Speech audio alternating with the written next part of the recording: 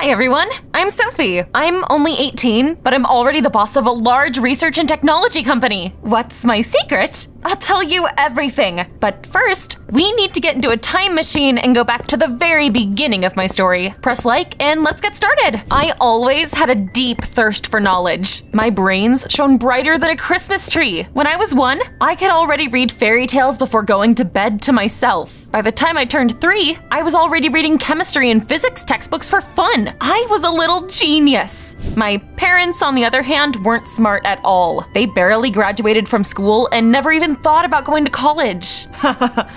Honey, this professor is saying the Earth is round. Is he dumb? The Earth is flat. If it was round, we'd all fall off it. They weren't the brightest bulbs on the string and had never been too interested in science. Instead of working hard, they tried to get easy money. Unfortunately, they were too stupid for that. As you've probably guessed already, we were quite poor. Still, we don't choose our parents, and I loved mine anyway. One day, Dad came up with, in his opinion, a brilliant idea. Holy heck! Look at how many views this dancing guy has on TikTok! We could do the same thing. He suggested we film silly videos to become rich and famous. Mom liked his idea, and they started to make faces on camera. Even though they had no viewers, my parents gave it their all, to the point where they even forgot to take care of me. What time is it? It's time to have a snack. Unfortunately, there was no food in the refrigerator, and Mom and Dad didn't care about anything except their content. So I made a shopping list and went to get groceries by myself.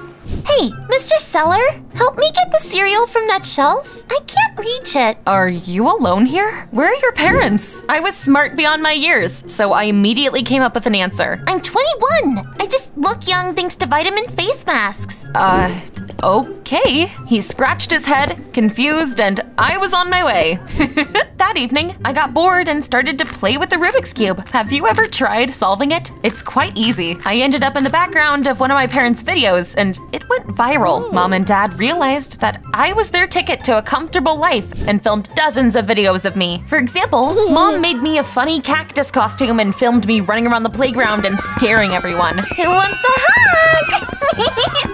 Of course, all the children ran away screaming. Later, Dad and I played robbers on camera. Hey, partner, what's taking you so long? Give me a second. Just a couple more turns and done. I opened the safe like a pro and pulled out a bunch of little marmalades that looked just like gold bars. It was fun. The viewers really liked the smart little me, and my parents' channel blew up. We couldn't even go to the store without being recognized anymore. Reporters and fans crowded around us every time they saw us. How did you raise such a brilliant daughter? Mom clearly didn't know what to say, so I took matters into my own hands. No comments. There will be no interview today. Long story short, soon we were rolling in money. However, my parents spent it on all sorts of nonsense and even used the bills as napkins. I got a new friend, a bear made of bills, Mr. Bucks. Those happy times did not last long. I soon grew up and was no longer the cute little girl my parents' followers loved so much. Besides, I was tired of starring in such dumb videos. My parents' channel stopped bringing us money, and they hadn't managed to save up anything either. By the time I turned 14, Mom and Dad got into debt, and I even had to say goodbye to Mr. Bucks. That was the least of my problems, though. I knew the curriculum, and going to school became boring. Pythagorean theorem? That's too easy. My inquisitive mind demanded challenges, so I started to solve complex mathematical problems. One day, trouble knocked at our door, or rather, bailiffs. They said my parents had a week to pay off their debt. Otherwise, we would lose our house. We need $100,000. I don't want to live in a cardboard box. Damn it, I didn't want that either. So I tried to figure out how to help my parents. So I spent that evening looking for a solution online, and eventually I found something. The Clay Mathematics Institute was offering a $1 million prize to anyone who could solve the great Millennium Prize problems. Have you heard about those? That's what they call complex math problems the best minds in the world had been puzzling over for decades. Let's see if I can do this. I focused and, to my own surprise, easily solved one of the problems. Hell yeah! I'm basically Einstein in a skirt! I sent an email to the institute and I got an answer the very next day. I did it! The best mathematicians in the country praised my intelligence. I was invited to the institute so I could get my prize. They had a condition though. The ceremony would be taking place in 2 days, and I couldn't be late for even a minute. Otherwise, I'd be getting no money. 2 days to get to another city? I need to leave now! I immediately told my parents about my success and I asked them to drive me to the institute, but they didn't believe me. Who would pay money for a solution for some equation? Sophie, be serious. Ugh, my parents were such morons. Sometimes I even thought I was adopted. Maybe I was actually an alien. That would make more sense than being related to them. Anyway, my parents were of no help, and I decided to go to the neighboring city by myself. I drew up a route and I headed to the bus stop. However, the sheriff was patrolling the streets in his pickup truck and saw me. He stopped me and gave me an incredulous look. What's your name, young lady? Why are you here all alone? Everyone in our town knew the sheriff took his job extremely seriously. He said he had to identify me and find my parents. I'm gonna run you through the database. What if you ran away from home? Damn it, I couldn't stay there. The bus would leave without me. There was no time to explain everything, so I tricked him. Mr. Sheriff, you've got a flat tire, see? I do? Where? He bent down to check, and I snuck past him and hid behind the bus stop. Hey, run away. Where'd you go? Not a single child's gone missing on my watch yet. I'll find you. Great. Being arrested was the last thing I needed. However, I couldn't stop now. I decided to get the prize money first, and then explain to the sheriff that it was all just a big misunderstanding. He kept looking for me, and I couldn't relax for even a second. Luckily, the bus pulled up to the stop and I got on it. I'll get that million. I put on headphones and I listened to a podcast on the way. I'd become super rich and never ever have problems again. We spent a day driving along a deserted highway. In the evening, the bus stopped at a gas station. There was also a roadside cafe by it. The driver and all the passengers went there to eat, while I nervously stirred at the time. Come on, we're gonna be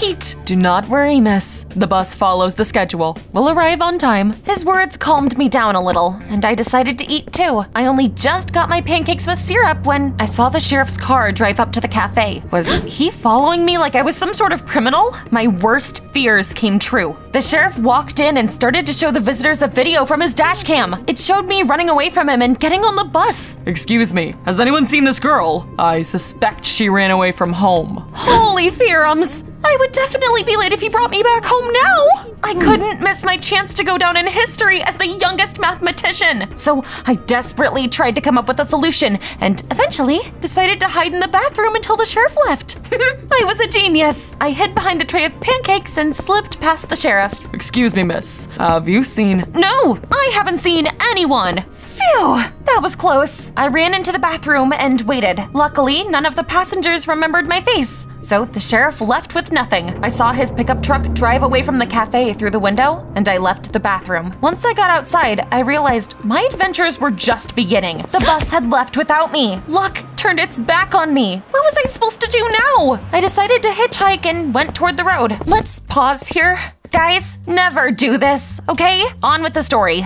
Soon, I got lucky, and a nice old couple, Mr. and Mrs. Palmer, stopped their car by me. Sweetie, what's your name? What are you doing here without your parents? Good evening, I'm Sophie, and I really need to get to the city. Honey, let's give this young lady a lift. Of course, we should help the kid. I thanked them and got into the car, but for some reason, the old couple were in no hurry to move. Excuse me, what are we waiting for? I can't remember where I put my glasses. They're on your face. Oh, you're right. My memory isn't as good as it used to be. It was a disaster. We stopped several times because he took wrong turns and kept forgetting where we were heading. I was so tired that before I knew it, I fell asleep. I dreamed of the greatest mathematicians in the world proudly shaking my hand and handing me a check for $1 million. I even woke up with a smile on my face. However, it immediately fell off my face as soon as I realized it was night and the car had stopped by some house. Hey, where are we? When the couple heard me, they jumped in their seats and quickly turned around to stare at me. Girl, who are you? What are you doing in our car? Wonderful. They must have forgotten they'd promised to give me a lift. When I explained everything to them, Mr. and Mrs. Palmer laughed good-naturedly. Oh, I'm sorry, Sophie. At our age, people become forgetful. They promised to drive me to the city the next morning. In the meantime, they suggested I spend the night at their place.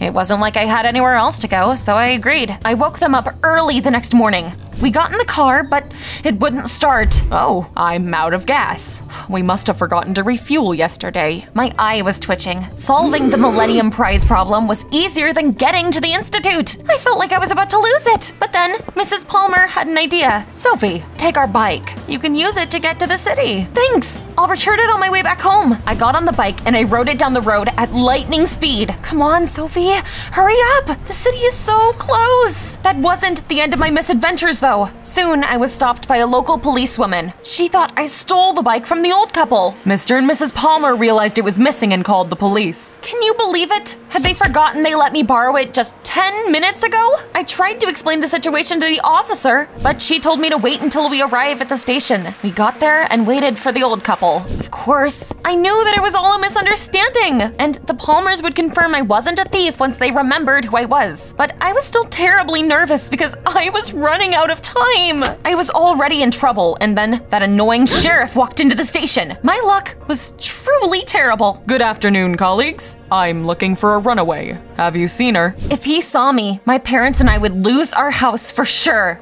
I had to get out of there.